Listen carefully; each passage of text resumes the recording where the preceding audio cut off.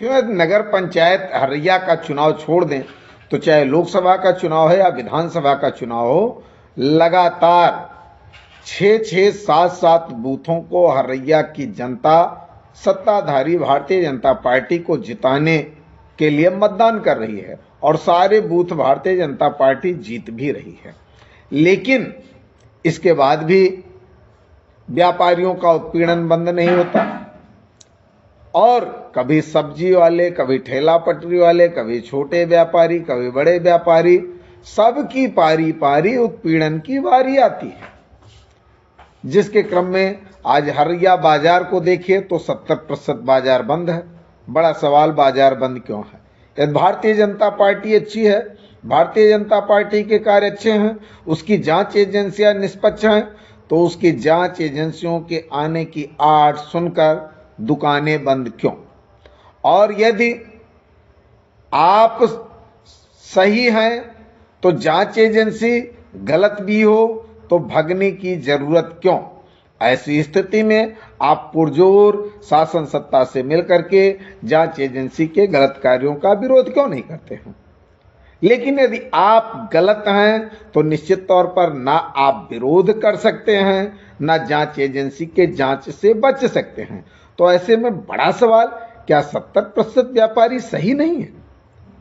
और ये 70% व्यापारी सही नहीं है और 70% वोट भारतीय जनता पार्टी पाती है, तो गलत लोग सही को मतदान तो कर ही नहीं सकते। इसका मतलब भारतीय जनता पार्टी भी गलत है, तभी गलत लोग उसका साथ देते हैं और वो 70% वोट पा करके जीतती है। अब ये व्यापारियों के ऊपर तो बड़ा सवाल है ही है, वो अपने आप को स्पष्ट करें कि गलत वो हैं, कि गलत जांच एजेंसी है, कि गलत सरकार है जिसकी जांच एजेंसियां उनका नाहक उत्पीड़न करती हैं।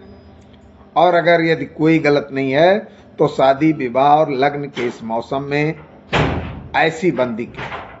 और ये सवाल सरकार पर भी है, योगी सरकार के भ्रष्टाचार मुक्त के दावे पर भी है। जैसे सड़क मुक्ति का दावा आपका फेल है, जगह जगह सड़कें बदहाल हैं, जैसे आपका अन्य क्षेत्रों में भ्रष्टाचार का दावा जो है गलत है, किसी भी विभाग में भ्रष्टाचार बढ़ा ही कम नहीं हुआ है। तो ठीक उसी तरीके से ये बाजारों को लेकर के भी, जांच को लेकर के भी आपका दावा गलत है। यदि आपकी सरकार में व्यापारी सुधर गए होते, व्यापारी ईमानदार हो गए होते, तो आज 70% बाजार बंद क्यों होती? अगर आपके नज़र में व्यापारी गलत हैं तो निश्चित तौर पे आपकी सरकार गलत लोगों को सुधार नहीं पाई। और यदि व्यापारी सही हैं तो कहीं न कहीं आपकी जांच एजेंसियां निष्पक्ष नहीं हैं। यदि आपकी जांच एजेंसियां निष्पक्ष होती तो आज व्यापारियों को दुकान बंद करके भगना न पड़ता। आइए हम हरैया बाजार का आपको बंदी का आईना दिखाते हैं और कुछ लोगों से बात करके जानने का भी प्रयास करते हैं कि आखिर आज बुधवार को अचानक बाजार में इतना सन्नाटा क्यों, बंदी क्यों है? लेकिन हरैया बाजार दाएं भी बंद है, बाएं भी बंद है, जिधर देखिए उधर बंद ही बंद है, ऊपर भी बंद, नीचे भी बंद। कहीं 150 दुकानों में से 1-2 दुकानें खुली हैं। इसके पीछे सीधा जांच एजेंसियों का आतंक। आज सेल टैक्स का हरैया में संभावित दौरे को देखते हुए पूरी की पूरी बाजार बंद है, जबकि लगन का माहौल है। आम जनता को खरीदारी करना है और उसे इस खरीदारी के मौसम में इधर उधर भटकना पड़ रहा हो। जिस भी दुकान पे जाती है उधर बंदी। क्या बंदी का कारण आइए हम जानते हैं।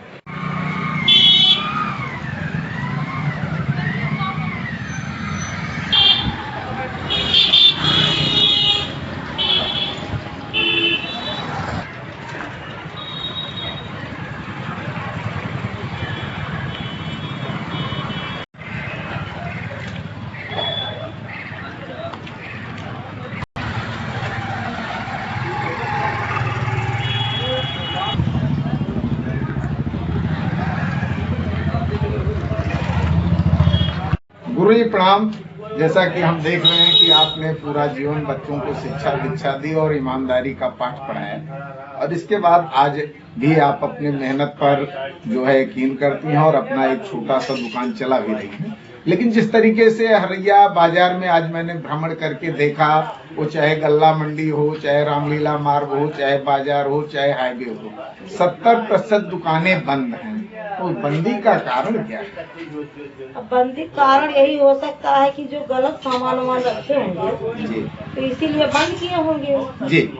और तो कोई कारण नहीं हो सकता। कोई ऐसा नियम नहीं लागू हुआ कि दुकानें बंद रहेंगी। जी हाँ, जांच एजेंसियां बनी हैं तो जांच एजेंसियां सही और गलत के जांच के लिए ही होती हैं। जी, जी। तो अगर हम गलत नहीं है तो दुकान हमको शायद बंद नहीं करना चाहिए। नहीं करना चाहिए। और अगर वो मानते हैं कि नहीं वो ईमानदार हैं और जांच एजेंसियां गलत हैं तो उसके विरुद्ध उनको आवाज बुलंद करना चाहिए। व्यापारी दुखी, कर्मचारी दुखी, किसान दुखी, अधिकारी दुखी, तो क्या रामराज का मतलब सब दुखी ही दुखी? जी हाँ, हरैया पूरे बाजार का, वो अंदर बाजार हो या हाईवे हो, पूरे भ्रमण के दौरान यही निकल के आया कि 70% दुकानें इस लगन के मौसम में भी बंद हैं। कारण आज सेल टैक्स का दौड़ा है हरैया में। ऐसे में वीडियो न बनाने के शर्त पर व्यापारियों का कहना है कि यदि एक भी कागज हम लोगों का गलत निकल जाए तो 25-50 लाख रुपए का जुर्माना ठोक देते हैं। ऐसे में हम लोगों का पूरे साल का 25-50 हजार किसी तरीके से परिवार के भरण पोषण के बाद बचत होता है, तो हम इतना जुर्माना कहां से भरें? ऐसे में 1-2 दिन दुकान बंद रखना ही हम उचित समझते हैं। ऐसे में जनता को तो समस्या हो ही रही है, खरीदारी के इस मौसम में दुकानदारों को भी समस्या हो रही है। बड़ा सवाल कि योगी के मोदी के इस राम राज्य में जांच एजेंसियां व्यापारियों का उत्पीड़न करती हैं अथवा व्यापारियों में वास्तव में इतनी कमी है कि उनके ऊपर 25-50 लाख रुपए का जुर्माना लगा दिया जाता है। कल जिस तरीके से नगर बाजार बस्ती में सेल टैक्स का छापा पड़ा, उसके बाद आज बस्ती जनपद के लगभग सभी कस्बों की दुकानें बंद चल रही हैं। ऐसे में यह सरकार पर बड़ा सवाल, यदि जांच अधिकारी गलत ढंग से व्यापारी को परेशान करते हैं तो ये भी सिस्टम का दोष है, ये सरकार का दोष है कि आप अपनी जांच एजेंसियों को उत्पीड़न से नहीं रोक पा रहे हैं। और अगर ये 70% जो दुकानें बंद हैं, इसका कारण अगर आप बताते हैं कि नहीं जांच अधिकारी अच्छे हैं, वो अच्छा काम कर रहे हैं, व्यापारी ही गलत हैं, तो ये भी सरकार पर बड़ा सवाल है कि फिर आखिर भ्रष्टाचार मुक्त सरकार हुई कहाँ, जब आज भी 70% दुकानदार मिलावटखोरी कर रहे हैं, चोरी कर रहे हैं, कस्टमर के साथ कहीं न कहीं सीनाजोरी कर रहे हैं। मैं चंद्रमणि पांडे, 307 विधानसभा हरैया।